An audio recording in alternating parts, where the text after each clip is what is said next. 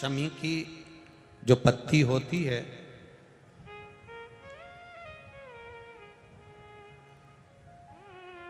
शमी की जो पत्ती होती है, एक पत्ती में जितनी पत्तियां लगी होती हैं और एक पत्ती के अंदर, जरा ध्यान देंगे, जैसे इस पत्ती में ढेर सारी पत्तियां लगी हुई है, उस पत्ती में से भी एक पत्ती तोड़ोगे और एक पत्ती तोड़ने पर उस पत्ती को भी अगर गिनोगे तो उसमें बहुत सारी पत्तियां होती हैं।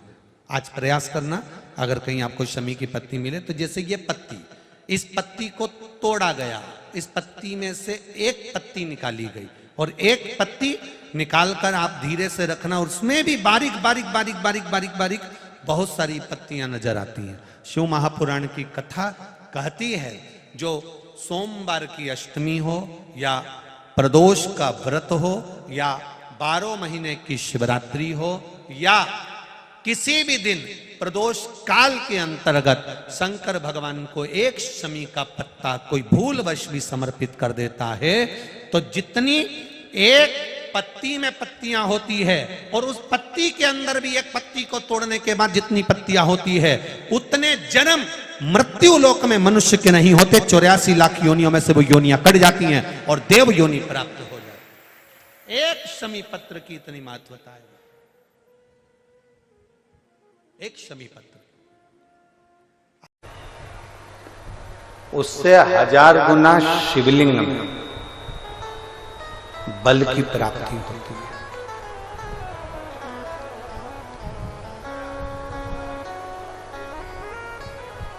प्रदोष के दिन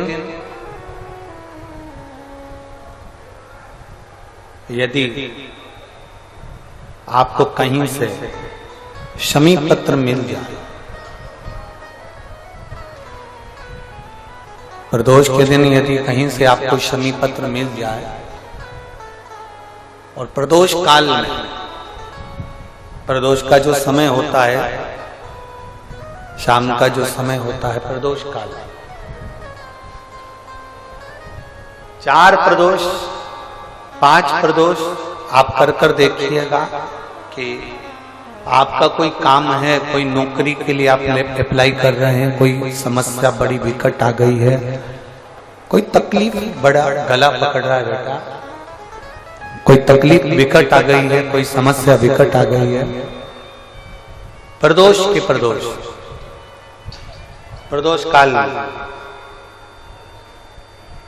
अगर एक शमी पत्र भी आप घर के शिवलिंग को, अब ये करने के लिए आपको मंदिर के शिवलिंग नहीं जाना, अपने घर में जो शिवलिंग, चाहे वो स्फटिक का हो, पारद का हो, कंकर शंकर का हो, लकड़ी का हो, जो शिवलिंग तुम्हारे घर में, कांच का हो, चाहे वो नर्मदा के कंकर का हो, नर्मदेश्वर हो, पाषाण का हो, जो शिवलिंग, चांदी का हो, सोने का हो, तांबे का हो, पीतल का हो, जो शिवलिंग तुम्हारे,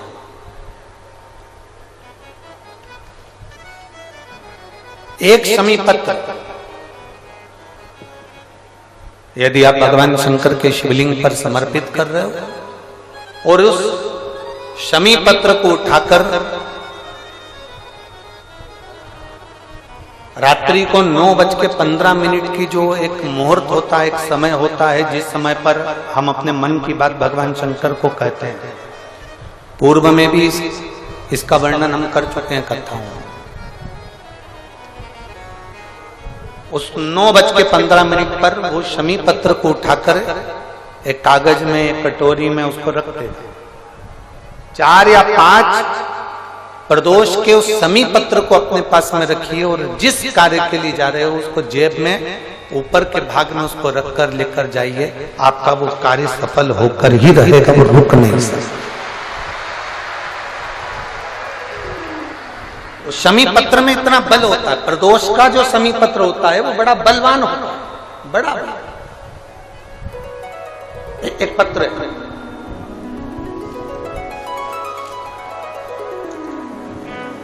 पत्ता होता है, ध्यान से सुनिएगा। रोज आप अगर शमी के पत्ते को नहीं चढ़ा सकते, महीने में एक बार या 2 बार शमी का पत्ता शंकर के ऊपर अवश्य समर्पित करना चाहिए। क्यों? शरीर में अगर कोई बड़ी बीमारी आने वाली होती है तो बाबा उस विष को समाप्त कर देते हैं, मात्र शमी का पत्ता समर्पित कर देते हैं। भले महीने में 2 बार चढ़ाओ, हफ्ते में 1 बार चढ़ाओ, तुम्हारा मन पड़े तो हफ्ते में 2 बार चढ़ाओ। ज्यादा बीमारी है, शमी का पत्ता एक शिवजी के शिवलिंग पर और एक पत्ता जहां से पानी बहकर नीचे गिरता है ना, जलाधारी में से शिवजी पे जल चढ़ाया। जैसे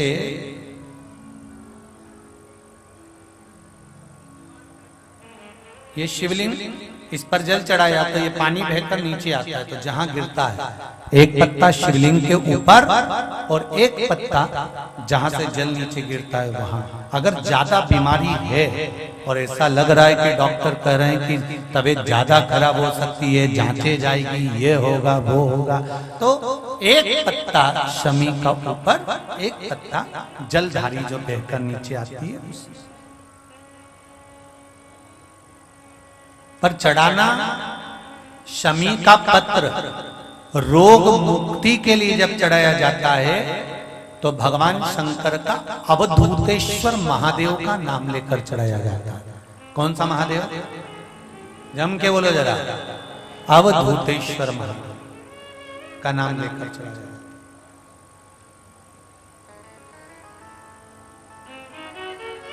एक बात आपको कही थी अभी पिछले कथाओं में, गाय के दूध का घी बनाकर उसकी एक उंगली घी की अशोक सुंदरी वाली जगह पर लगाकर, जो व्यापार नहीं चलता हो, दुकान नहीं चलती हो, अशोक सुंदरी वाली जगह पर घृत लगाकर घर के दरवाजे पर या व्यापार के द्वार पर उस उंगली को लगा देना चाहिए। घृत पर होना गाय के घी का। गौ माता शिव पुराण कर रही है, बाबा देवाधिदेव महादेव की कथा कर। एक बड़ा सुंदर प्रसंग यहाँ पर आता है भगवान शिव की कथा में। औरव ऋषि की बेटी थी शमी और धौम्य ऋषि के पुत्र थे मंदार। मंदार आंकड़ा पुष्प। शमी औरव ऋषि की बेटी जब बड़ी होती चली गई तो वो औरव ऋषि की बेटी शमी ने जीवन में कुछ किया ना किया, पर एक काम औरव ऋषि की बेटी शमी करती रही कि भरण पोषण में अग्रणी रही। कोई भूखा मिल गया, औरव ऋषि की बेटी ने अपना भोजन तक दे दिया। ये बेटी का जीवन होना चाहिए। कई महाराज औरव ऋषि की बेटी शमी उसमें की थी, अगर उसकी थाली में कुछ भी नहीं बचा चलेगा, पर सामने वाला भूखा नहीं रहना चाहिए, उसको जरूर खिला देना। ये बड़े विचित्र शब्द हैं, जरा शिव महापुराण के इसको समझ लेना कि शमी का पेड़, जिस शमी की पत्ती में कांटे होते हैं, जिस बेलपत्र में कांटे होते हैं, और जिस आंकड़े को मंदार के फूल में वो दूध होता है कि आंख में चले जाए तो आंख बेकार हो जाती है, वो दूध होता है जो जहर का काम कर जाता है, ये सब शंकर भगवान को चढ़ रहा है। शमी जिसमें कांटे हैं, बेलपत्र जिसमें कांटे हैं, मंदार का फूल जिसमें जहर भरा पड़ा है, धतूरा जिसमें जहर भरा पड़ा हुआ है, ये शिव को क्यों समर्पित है? ये शंकर को क्यों चाहिए? ये शंकर के पास क्यों जा रहे हैं?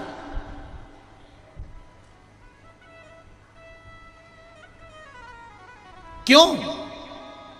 उसका एक कारण है, सत्य बोलने वाला हमेशा बुरा होता है, हमेशा बुरा होता है। और वो सत्य बोलने वाला व्यक्ति, शमी कांटों में रमी हुई है, लदी हुई है, पर भाव शुद्ध है उसका। भाव गड़बड़ नहीं हुआ उसका। मंदार धौम्य ऋषि का पुत्र,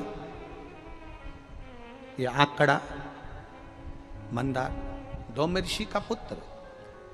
कई लोग पूछते हैं गुरुजी आपने एक बात कही कि तुमरुका जी का नाम लेकर सफेद आंकड़े की जो जड़ होती है, शिव जी का उसका स्मरण कर कर 21 बार कमर में बांधा जाता है उसको।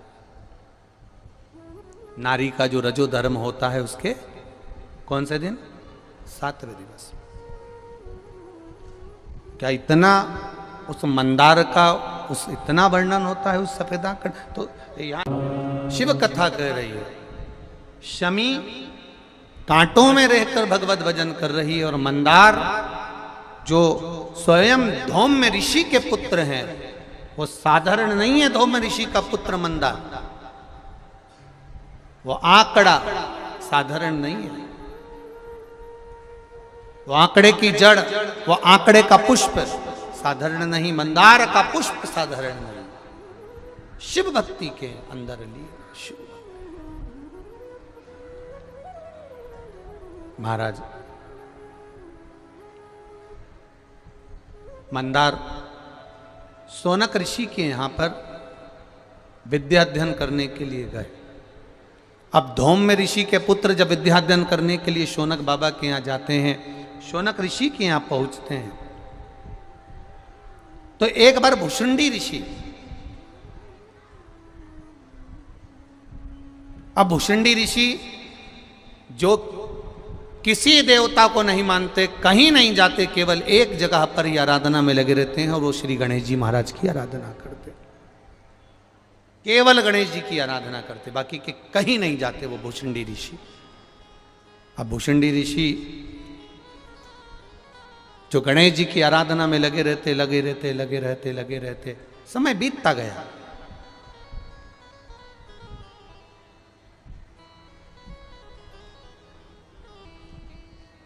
बहुत लंबा समय निकल गया गणेश जी की आराधना करते करते। आज भुषुंडी ऋषि आए, और भुषुंडी ऋषि जैसे ही आए गणेश जी की आराधना में लीन है, भगवान की भक्ति में लीन है, कोई मतलब नहीं किसी से, अपनी आराधना, अपना तप, अपनी साधना और उसका बल, इसके सिवा कुछ नहीं जानते भुषुंडी बाबा। भुषुंडी जी ने कुछ नहीं, कुछ नहीं।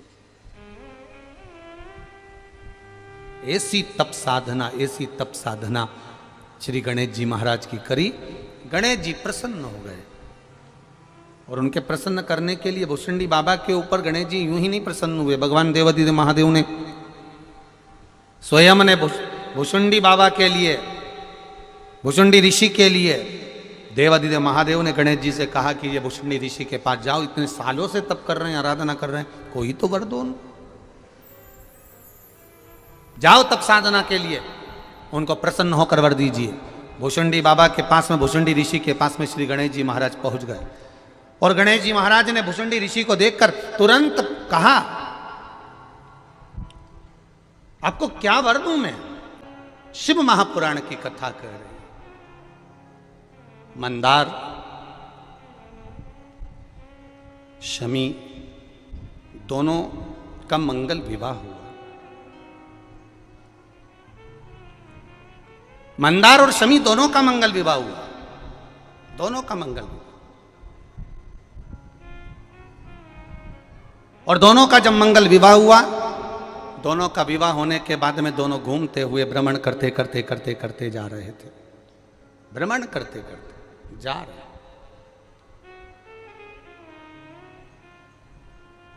और भ्रमण करते करते जब दोनों जा रहे थे, वहीं से भुषुंडी जी निकल कर जा रहे थे, जिन भुषुंडी जी ने भगवान गणेश जी की आराधना करी, खूब आराधना करी, खूब दिल से, इतनी आराधना करी कि गणेश जी महाराज प्रसन्न हो गए, प्रकट हो गए। मांगो तुम्हें क्या चाहिए महाराज जी, बस केवल इतनी सी कृपा कर दो कि मैं आप तो नहीं बन सकता और आप में नहीं बन सकते, पर आपका जो स्वरूप है, ये स्वरूप थोड़ा सा शीश का मुझे दे दो। केवल एक भुषुंडी ऋषि ऐसे थे जिनका शीश गणेश जी जैसा था भुसुंडी ऋषि।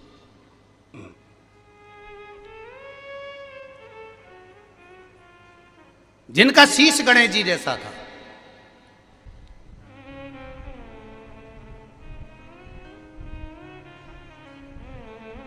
और जिनका शीश गणेश जी जैसा।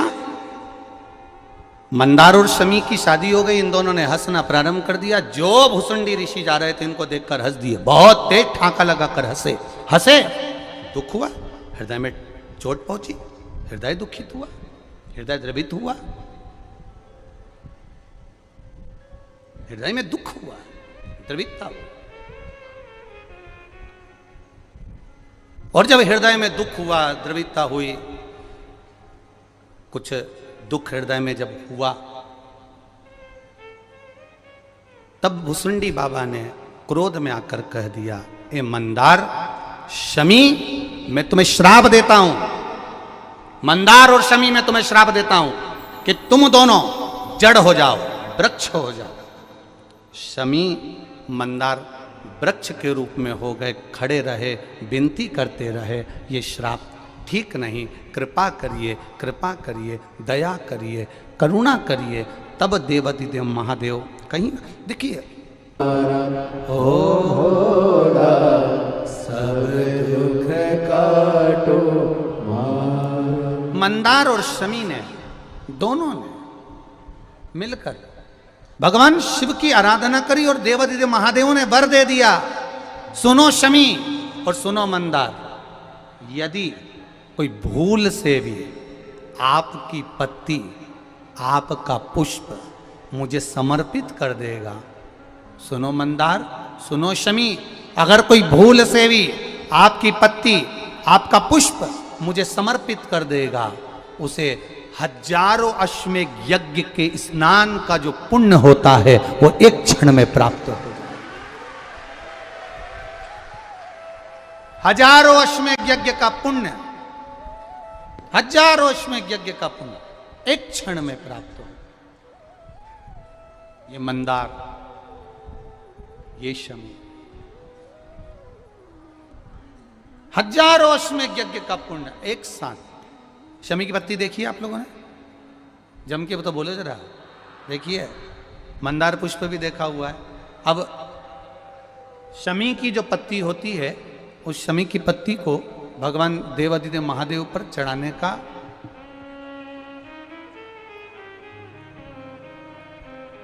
शमी की पत्ती जो होती है, उस शमी की पत्ती को चढ़ाने का एक नियम भी होता है। थोड़ा सावधानी से सुनना इस नियम को, जो आपके जीवन को सार्थक बना सकता है।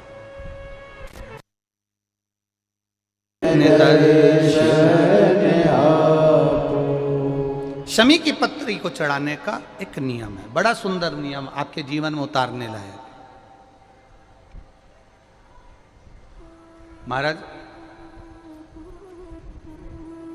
जब सारा श्रृंगार मेरे देवाधिदेव महादेव का हो जाए, बहुत ध्यान से सुनना, ये प्रसंग आया नहीं पहले, आज अगर कुबेरेश्वर बाबा की पावन धरा पर यह प्रसंग निकला है तो उसको ध्यान से सुनिए, भाव से सुनिए। पत्ती, शमी की जो पत्ती होती है, उस शमी की पत्ती को कब, कैसे और कहाँ चढ़ाना चाहिए, और शमी की पत्ती का फल क्या होता है, वो भी अपन समझ लें उसको। शमी की पत्ती,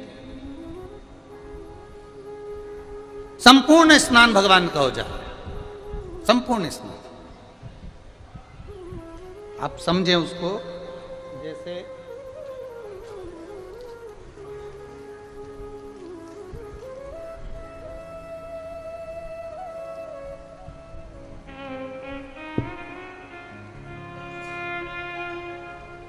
ये शिवलिंग है, जलाधारी, जल निकल कर जाने का स्थान, गणेश, कार्तिकेय, अशोक सुंदरी, जलाधारी मतलब माता पार्वती जी का हस्त कमल, शिवलिंग, शिव का स्वरूप, ऊपर जो जलाधारी लगी है उसमें से एक एक बूंद जो पानी नीचे गिर रहा है, जो पानी नीचे गिर रहा है, शिव जी की बेटियां जया, विषहरा, शामली बारी, दौतली देव, शिव जी की पुत्री बेटी। अब जब देवाधिदेव महादेव को समी का पत्ता चढ़ाया जाता है, कब चढ़ाते हैं? जब आपने संपूर्ण जलाधारी को हाथ से साफ कर दिया हो, शिवलिंग पर जल चढ़ा दिया हो, शिवलिंग का पूरा श्रृंगार आपने कर दिया हो, संपूर्ण श्रृंगार मेरे देवाधिदेव महादेव का हो गया, संपूर्ण श्रृंगार। बाबा को चंदन का लेपन, अबीर, गुलाल, अक्षत, बेलपत्र, धतूरा, जो भी तुम्हें चढ़ाना है सब कुछ तुमने चढ़ा दिया। सारा श्रृंगार मेरे देवाधिदेव महादेव का हो गया। तब शमी की पत्ती को मां जगतजननी की जो जलाधारी है उस पर मात्र स्पर्श कराकर शिव के शिवलिंग पर आखिरी में समर्पित कर देना चाहिए, जिससे हमारी मन की जो कामना है वह मां जगतजननी देवाधिदेव महादेव से उनके कानों में श्रवण करा। शमी पत्र का एक बात और स्मरण में रहे, शमी पत्र की बहुत एक बात और अपने स्मरण में लीजिएगा। शमी पत्र दरिद्रता बहुत है, जब लगे आपको कि दरिद्रता बहुत ज्यादा है, किराया तक नहीं है, मैं कैसे जाऊं, कैसे उस महादेव के दर्शन पाऊं, कैसे उसकी चौखट पर जाऊं, कैसे उसको नमन करूं, तब उस जगह पर आप एक बेलपत्र, जहां से जलाधारी बहती है उधर एक बेलपत्र, जहां जलाधारी के ठीक विपरीत की स्थिति में, और 7 शमी पत्र मेरे महादेव के ऊपर, केवल आपके हृदय की बात कहते हुए शमी पत्र और बेलपत्र इस तरह से समर्पित। पहले ध्यान रखना, पहले पूरा श्रृंगार, स्नान, पूजन, चंदन, अक्षत, गुलाल, अबीर सब हो जाए, उसके बाद की बात है ये, उसके बाद की बात। एक बेलपत्र इधर, एक बेलपत्र इधर, और उसके ऊपर 7 शमी पत्र के पत्ते एक एक कर कर चढ़ाना, पूरे इकट्ठे कर कर नहीं, एक एक कर कर बाबा से विनती करते हुए, कांटों से भरी हुई शमी है जिसको तूने निहाल कर दिया, मेरी जिंदगी भी कांटों से कम नहीं है, मैं जानती हूं तो मुझे भी निहाल कर देगा, तू मुझे भी निहाल कर देगा। खा एक मंदार, एक शमी, दोनों में बल हो, दोनों में बल है। करो शिव की आराधना, जितना फल बेलपत्र को चढ़ाने पर प्राप्त होता है, जितना फल बेलपत्र को शिव को समर्पित करने पर प्राप्त होता है, वैसा ही मां पार्वती जी ने, देवाधिदेव महादेव ने शमी को, जो कि औरव ऋषि की पुत्री हैं, मंदार जो कि धौम्य ऋषि के पुत्र हैं, इनको स्वयं शिव ने वर प्रदान किया है। शिव ने, भगवान शंकर ने।